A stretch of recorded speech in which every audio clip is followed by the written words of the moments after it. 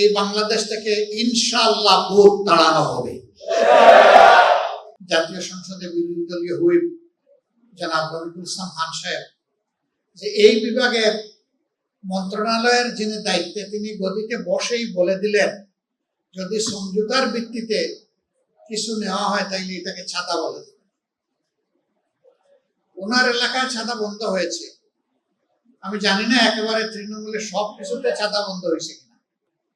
ছাতা বন্ধ করবে না বলে ইতিমধ্যে তারা ঘোষণা দিয়েছে।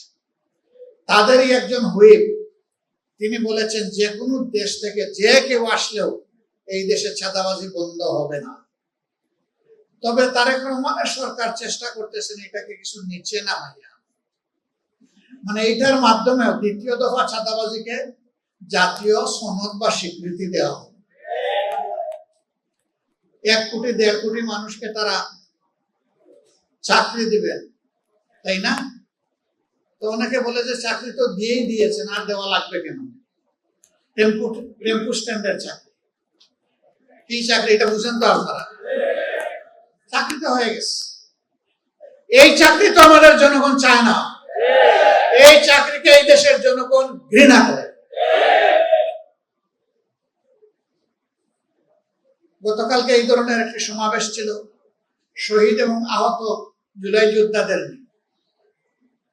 আমি সেখানে বলেছিলাম মাথা থেকে পায়ের পাতা পর্যন্ত ঘুম পোকে ধরেছে এবং সরিষার মধ্যে ভূত আছে, অতএব ভূত তাড়াতে পারবে না এই সরকার।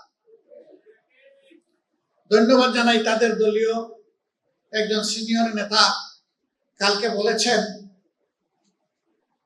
যে আমরা হতাশ, 5 মাসের এই সরকারের সময় দুর্নীতি বন্ধ করা যায়নি, বরঞ্চ দুর্নীতি বৃদ্ধি পেয়েছে। তিনি বলেছেন, এটা আমার কথা না। তার বাসায় সবাই দুর্নীতিতে লিপ্ত, একজন ছাড়া তিনি তারেক রহমান সাহেব। আমি বুঝলাম না, তারেক রহমান সাহেব প্রধানমন্ত্রী, তিনি চান না, অথচ দুর্নীতি সবাই করে, এটা কিভাবে হবে? আমরা দেখি তার ইশারায় সবকিছু চলে, তাহলে তার ইশারায় এটা বন্ধ হয় না কেন?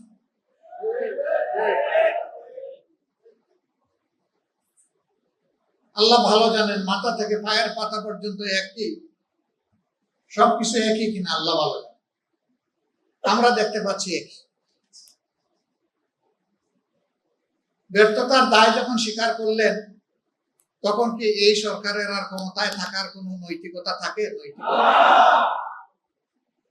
নৈতিক দিক থেকে সরকার তার অধিকার হারিয়েছে দেশকে পরিচালনা। তিনি তো প্রেসের সামনে খোলামেলা বলেছেন, তো এটা তো গোপন কোনো কথা না। এটি হচ্ছে এই সরকারের আমলের বাস্তব চিত্র। ফেডারেশনের 12 দফা দাবি আমি দেখলাম এক এক করে, এবং এইখানে তার কিছু ফেস্টুনও টানানো আছে।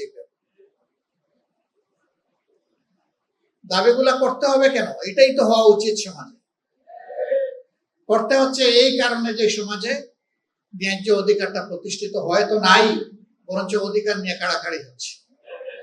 চাঁদাবাজদের হাতে যেখানে সেখানে পরিবহন শ্রমিকরা তারা নাজেহাল হচ্ছেন।